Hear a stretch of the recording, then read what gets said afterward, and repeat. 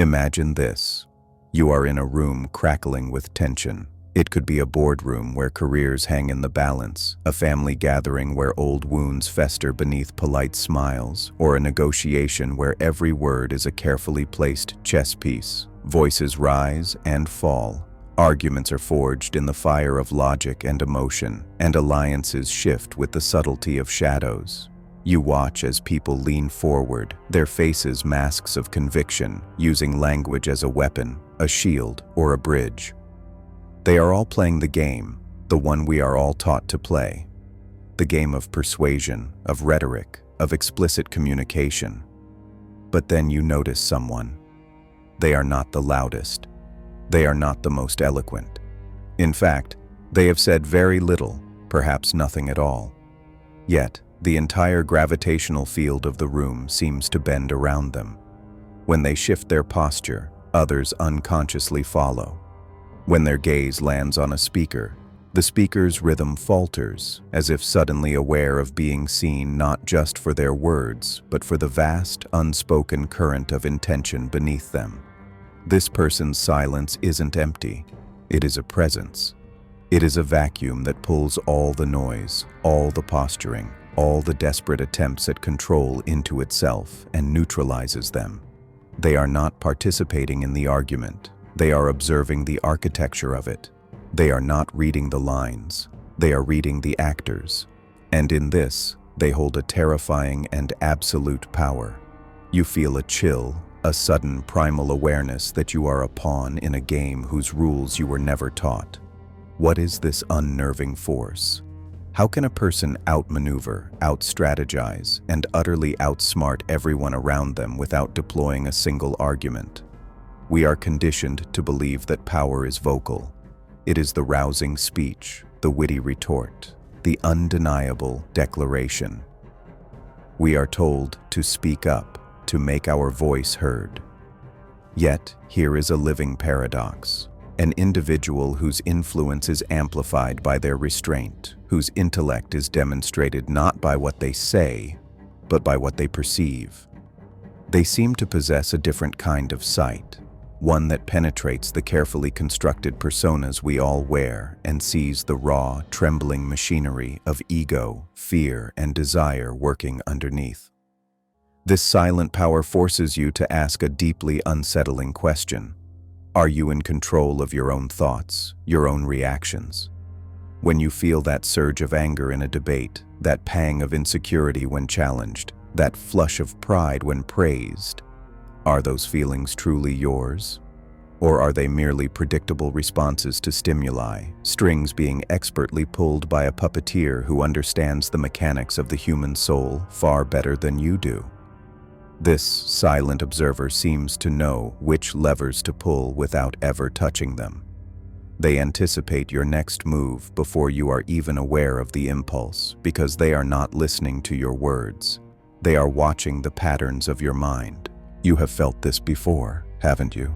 The sense of being completely understood by someone you have barely spoken to.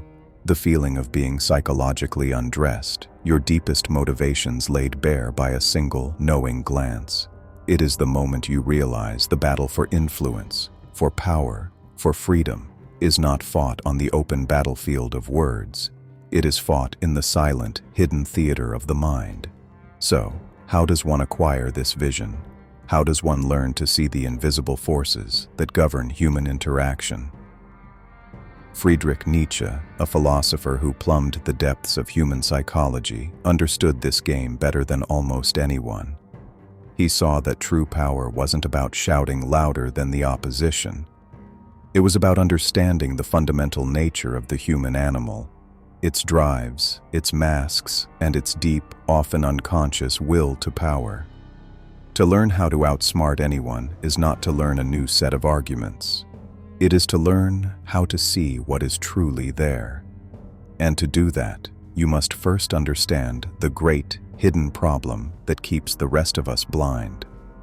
The great hidden problem is not that others are master manipulators, but that you are a willing, unknowing participant in your own subjugation.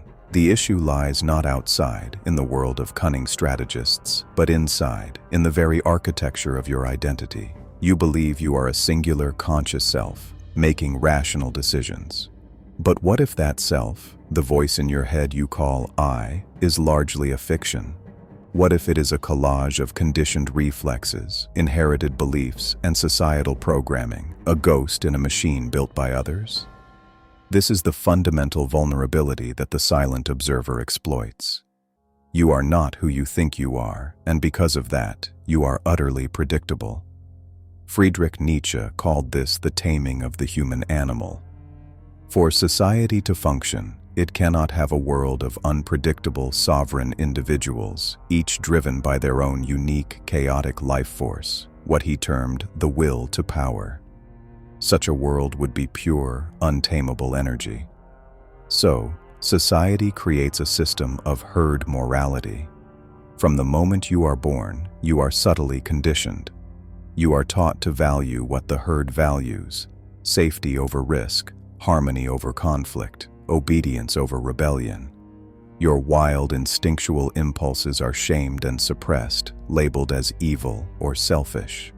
Your authentic self is driven underground, and in its place, a more manageable, socially acceptable substitute is constructed. You learn to want what you're supposed to want, to feel what you're supposed to feel. You become a reliable cog in the social machine, and the price of this belonging is the forfeiture of your own soul.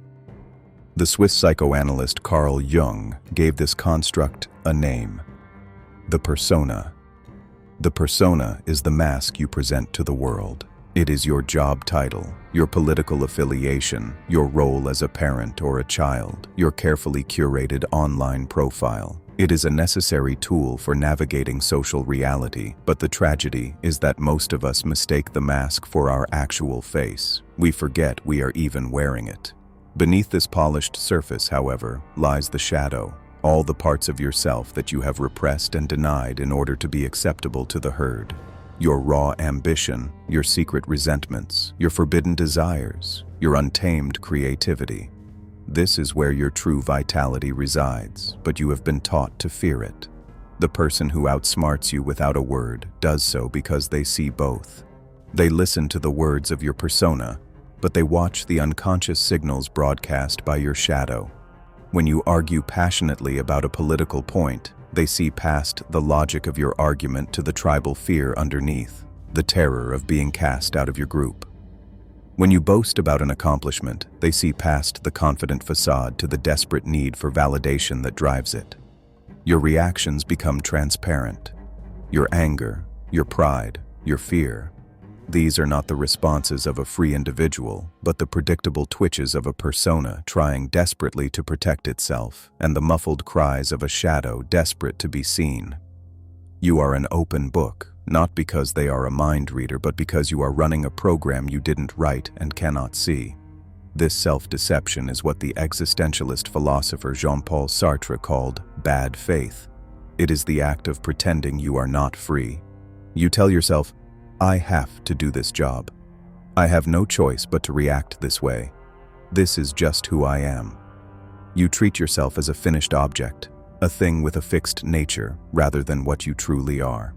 A being of pure, terrifying freedom and responsibility. This bad faith makes your life comfortable. It absolves you of the crushing weight of choice, but it also renders you a psychological automaton. You have handed the controls to your past, to your culture, to your biology, to everything and everyone but yourself. The silent master in the room understands this profound truth. They know that you are not a fortress, but a collection of triggers. They don't need to lay siege to your castle walls with argument. They only need to know where the hidden buttons are. And we all have them. The button for our insecurity about our intelligence. The button for our guilt over a past mistake.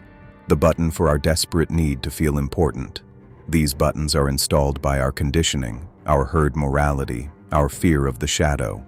And when they are pushed, we react, not with thought, but with a blind mechanical reflex. The game is over before it even begins. And so you exist, a puppet who passionately believes it is the puppeteer, never realizing how profoundly this unseen mechanism shapes not just a single conversation, but the entire silent tragedy of your unlived life. Living as a psychological automaton is not a passive state. It is a continuous, active process of self-imprisonment, and its consequences ripple through every facet of your existence. This unseen mechanism doesn't just cost you an argument. It costs you your life, piece by piece, decision by decision, until all that is left is a hollow echo of the person you could have been. The consequences are not loud, dramatic failures. They are silent erosions of the soul, so gradual you don't even notice the ground crumbling beneath your feet. On a personal level, this manifests as a life of endless, tragic repetition. You find yourself drawn to the same kind of partner, the one who promises salvation but delivers the familiar sting of abandonment or control.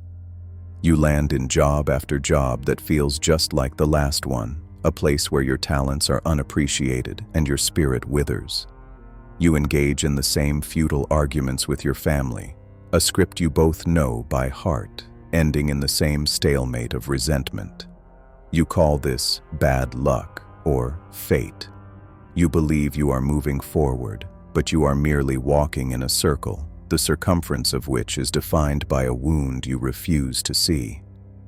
Your unexamined shadow, hungry for resolution, unconsciously steers you toward the very scenarios that replicate your deepest pains, while your persona dutifully plays its part, ensuring the cycle continues.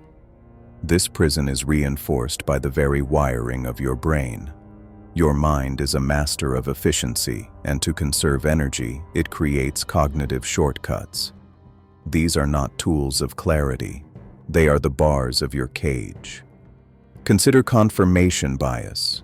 You don't seek truth. You seek validation for the beliefs your herd has given you. You surround yourself with news, books, and friends that reflect your existing worldview, not to become wiser, but to feel safer.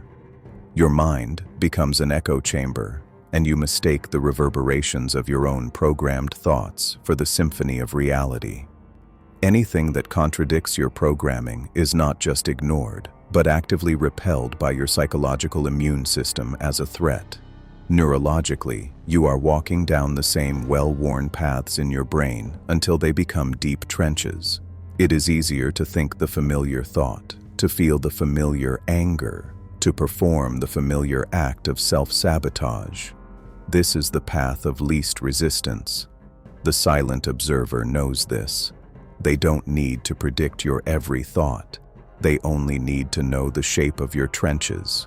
They know that a single, well-placed word can send your mind careening down a predictable neurological highway, leading exactly where they expect it to. You think you are choosing your path, but you are merely following the grooves carved by a lifetime of unconscious repetition.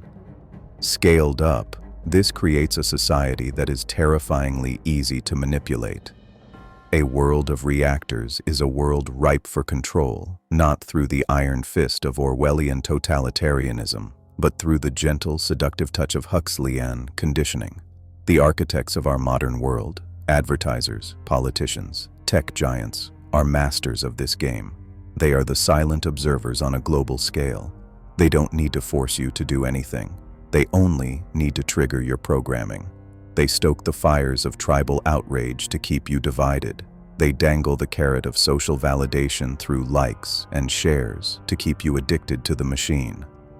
They manufacture an endless stream of desires for products you don't need to distract you from the profound emptiness of a life lived through a persona. As Aldous Huxley warned, we have come to love our servitude. We willingly hand over our freedom for comfort, our authenticity for acceptance, our power for distraction. This is the true, unseen consequence, a slow, quiet death of the spirit. You live a life of quiet desperation, as Thoreau called it. A deep, gnawing sense that something is profoundly wrong, but you can't name it. A feeling of being a passenger in your own body, a spectator to your own life.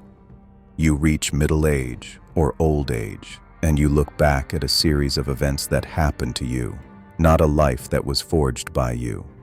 The ultimate tragedy is to arrive at the end, only to realize that the person who lived your life was a stranger, a composite of your parents' expectations, your culture's values, and your ego's fears.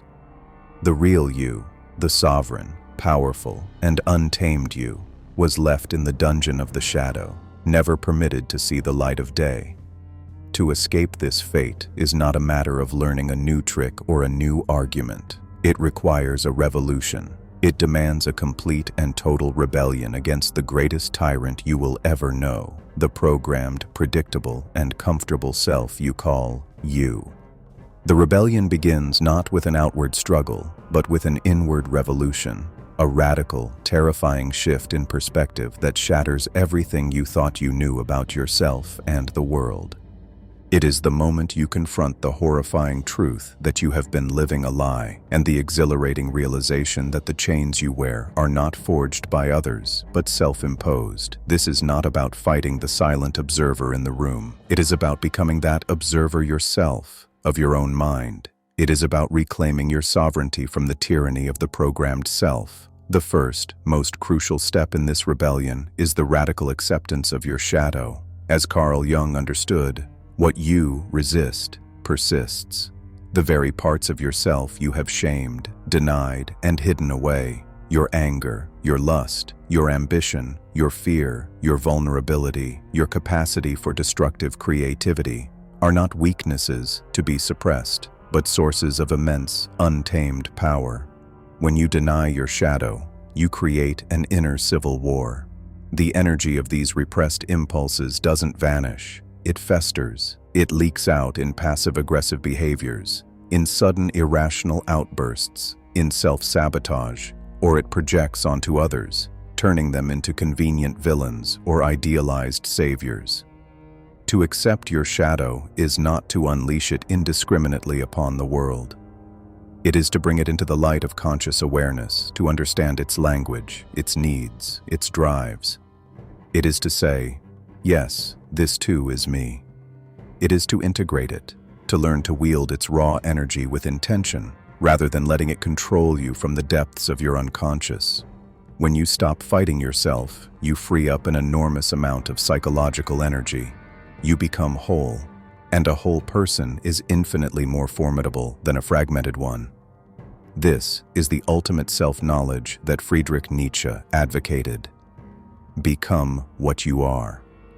Not what society expects you to be, not what your parents want you to be, but the deepest, most authentic expression of your unique life force. This acceptance leads to the second, equally radical step, the dismantling of your persona. This is not about becoming socially inept or rude. It is about understanding that your persona is a tool, not your identity.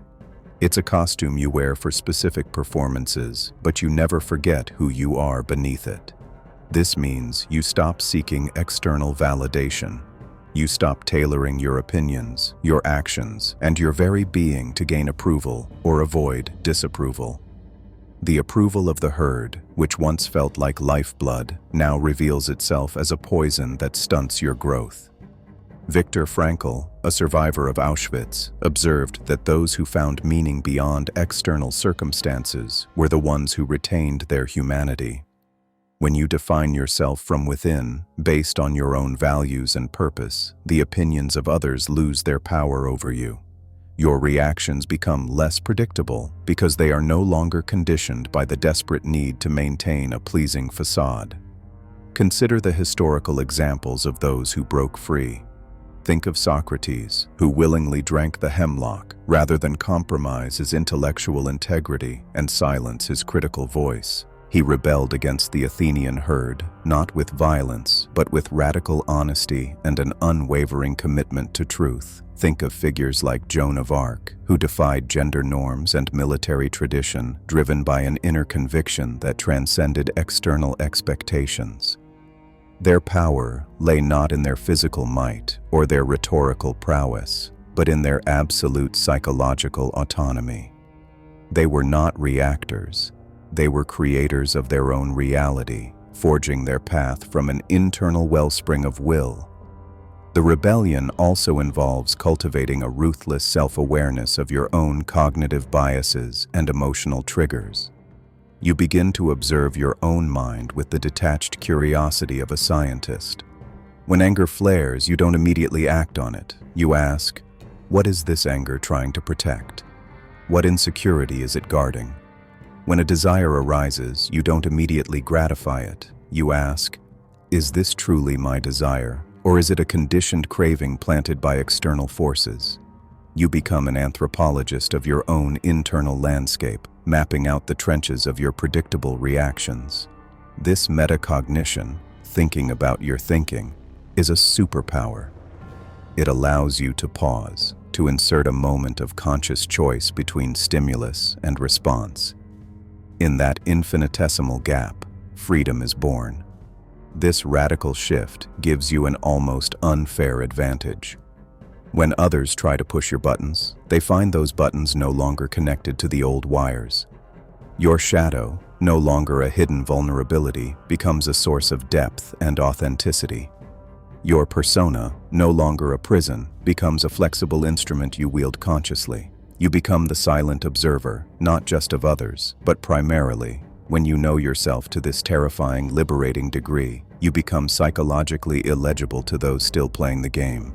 And here lies the ultimate truth, the final, most powerful realization that recontextualizes this entire journey. The secret to outsmarting anyone without saying a word was never about outsmarting anyone. That very desire, the impulse to dominate, to win, to control the board, is the last and most subtle trap of the ego. It is the final program of the herd mind, dressed in the costume of power. The ultimate rebellion is not to become a better player in the game of human manipulation. It is to become the one person who is no longer playing. This is the paradigm shift that clarifies all past struggles. The true expression of what Nietzsche called the will to power is not the will to exert power over others, but the will to exert power over oneself. It is the relentless, lifelong process of self-overcoming. The person who has descended into the abyss of their own psyche, faced their shadow, integrated its fire, and mastered their own internal chaos, has achieved a form of power that is unassailable.